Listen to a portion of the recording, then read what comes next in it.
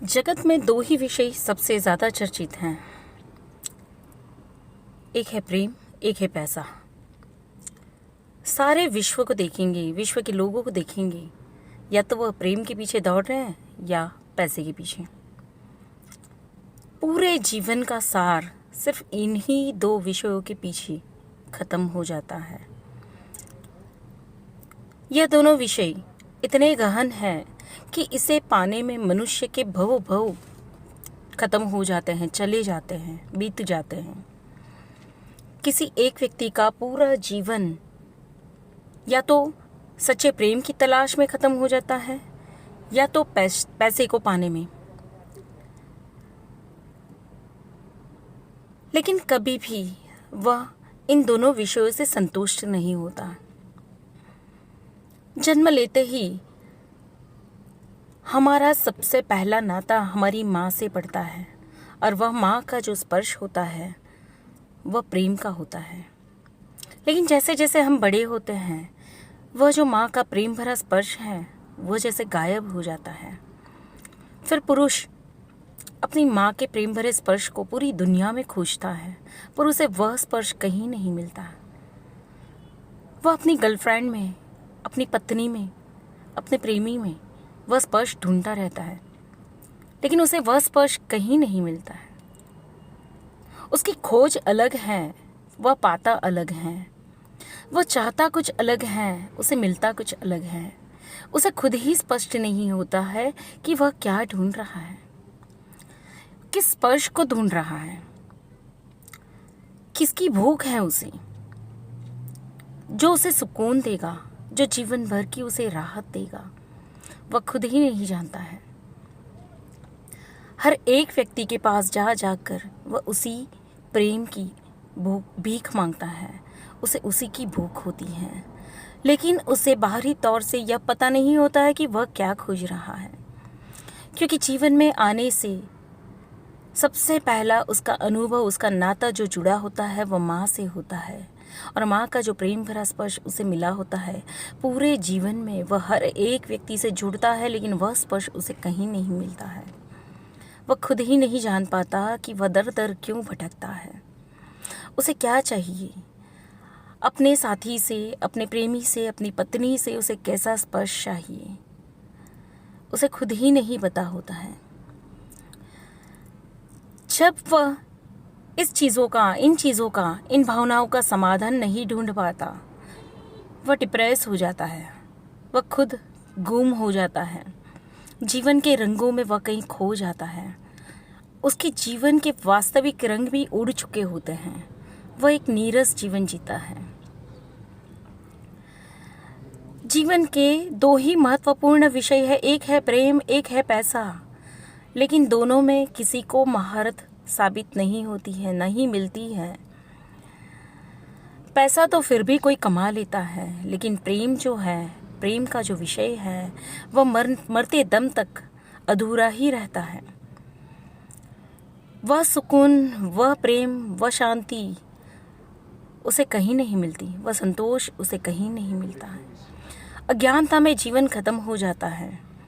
फिर एक नया जीवन, फिर एक नया जन्म, फिर एक नई कहानी लेकर फिर वह पैदा होता है, लेकिन उसी विषयों के साथ, उसी अधूरेपन के साथ वह वापस यहाँ से चला जाता है। फिर किसी जीवन में, किसी जन्म में अचानक से उसके अंदर कुछ सवाल उठते हैं। हर एक को ये सवाल नहीं उठते हैं, किसी न किसी, कोई न कोई व्यक्ति को कभी कभी यह सवाल उठते हैं कि मैं कौन हूँ, क्या खोज रहा हूँ, क्यों यहाँ पर आया हूँ, मुझे कहाँ जाना है, इस जीवन में मुझे क्या करना है। जब ऐसे सवाल किसी के अंदर उठते हैं तो मानो वह अपनी मंजिल की तरफ आगे बढ़ते हैं। लेकिन अगर यह सवाल नहीं उठते हैं तो वह पूरे जीवन दर दर भटकते रहते हैं।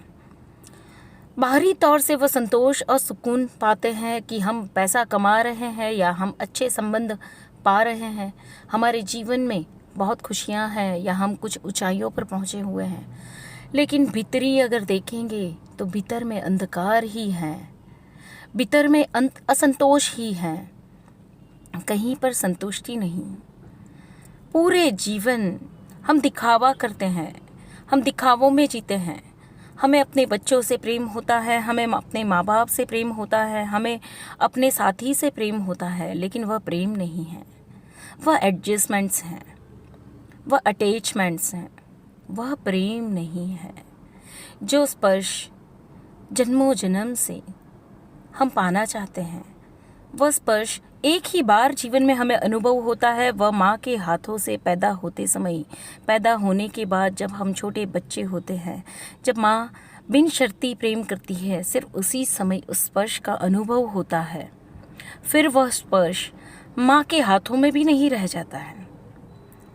बड़े होते होते वह स्पर्श माँ के हाथों से भी गायब होने लगता है। जैसे ज़रूरी नहीं यह चीज़ सबके लिए हो, लेकिन महत अंश यह चीज़ें होती हैं, यह घटनाएं घटती हैं कि माँ भी उस निर्दोष प्रेम को नहीं दे पाती हैं, क्योंकि वह भी कहीं ना कहीं अपने कारणों में उलझी हुई है, अपनी दुख और तकलीफ़ों में उलझी हुई है। वह स्पर्श मनुष्य को दोबारा नहीं मिलता है और दूर दूर तक, पूरे जीवन भर तक मनुष्य सिर्फ इसी स्पर्श को ढूंढते हुए फिरता है, वो भी अज्ञान अवस्था में। वह खुद ही नहीं जानता वह क्या ढूंढ रहा है। वह अपने साथी से, अपने प्रेमी से उम्मीद रखता है कुछ ऐसे ही स्पर्श की, ऐसे ही प्रेम की, लेकिन वह तो उसकी पत्नी है, वह तो उसकी प्रेमिका है, वह तो उसकी साथी है। उसके मन में उसकी छवि अपनी प्रेम और प्रेमिका की होती है, माँ की नहीं होती है। जब किसी ने अपने प्रेमिका के स्वरूप में अपनी माँ को पा लिया, समझो वह संतुष्ट हो गया। जब कोई स्त्री किसी अपने पुरुष को, किसी व्यक्ति को एक माँ बनकर चाहे, एक माँ की तरह उसे सराहे, वह व्यक्ति संतुष्ट हो जाता है। उसकी कामनाएं सारी ठहर जाती हैं।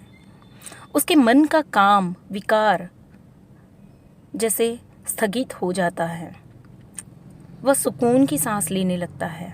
उसे ही नहीं पता है कि यह प्रेम उसे जो मिल रहा है वह उसे क्यों इतना सुकून देता है, क्योंकि वह इतना गहराई में जाने का आदी नहीं होता है।